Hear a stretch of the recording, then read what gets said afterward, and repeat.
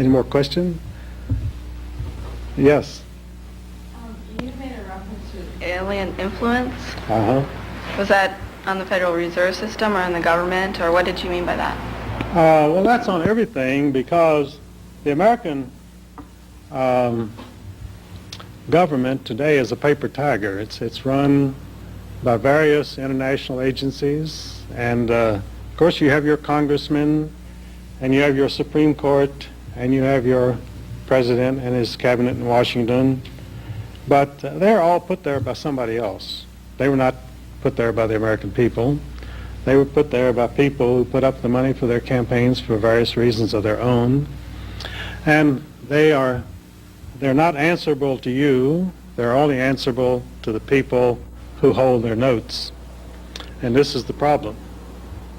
And on most issues of national policy, surveys have shown that the American people oppose 85% of the present policies of the American government. So we're being run by a small minority.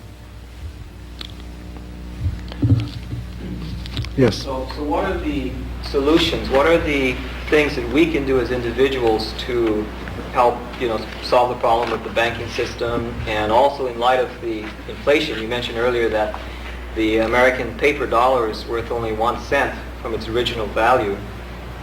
What can we do to protect ourselves against inflation?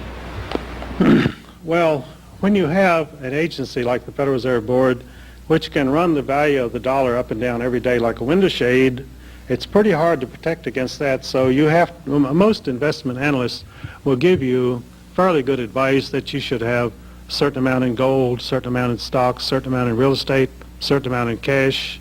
And that's the way most people are operating today. With this kind of situation, and with inflation an ever-present possibility, and they've got the mechanism set up to create as much inflation as they want to. So your best protection is to have a fluid position and not be locked into one particular investment, not to have all your money in one bank and a certificate of deposit and that sort of thing, because then you have a much better chance of riding through whatever crisis they're going to cook up. Because, as I point out in The Rape of Justice, the whole idea of the law merchant, which is the law that we're under, not constitutional law, is to convert real property into debt. Our legal system, our medical monopoly, our monetary system are all designed to rob you of whatever real wealth you have and to put it into the hands of international bankers. They use the courts, they use the banking system, and they use our political system for that goal. In other words, these people are not playing tag. They are serious about robbing you and enslaving you for the rest of your life.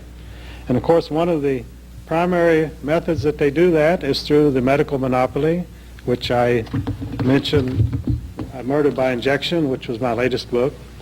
And the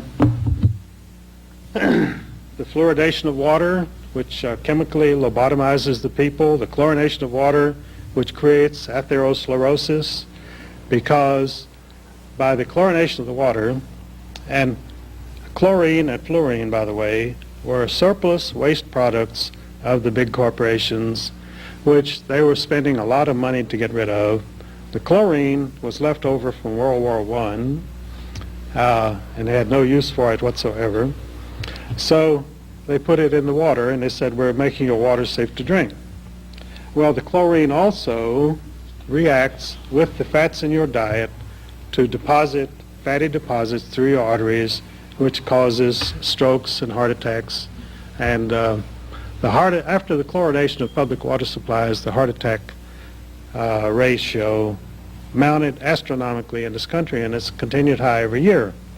So they tell you to jog, and they tell you not to eat any butter and so forth, but as long as you're drinking that chlorinated water, you're going to get a heart attack. If you never touch butter again in your life, you're still going to get it. So, and the fluoridation, of course, works on your kidneys and your liver.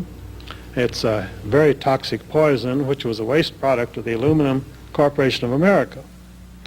And in the budget of Alcoa, they had a serious crisis how to dispose of this waste product without incurring many millions of dollars of expense.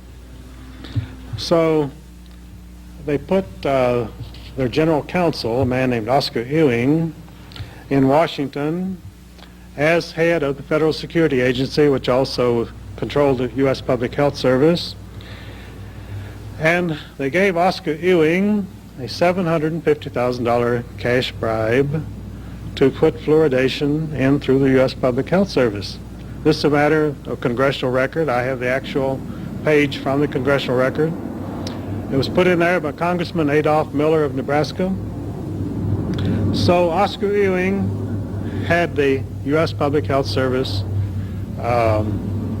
lobby for adoption of fluoridation of the water supply of every major city in the United States. One of the first cities to be fluoridated was Washington, D.C. itself.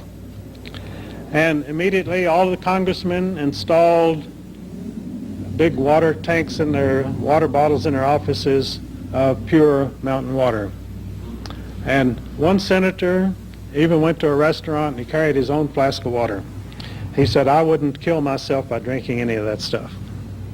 So these are the people that we elect to represent our interests.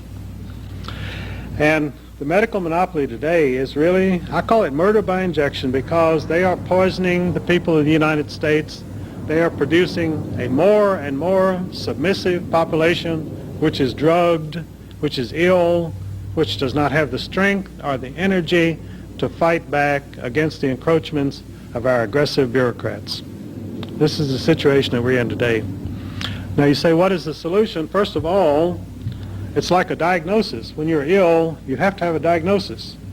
You have to diagnose what is going on today, and then you have to decide what kind of treatment you need to save your life, and you've got to get busy on that treatment. So that's where we are today.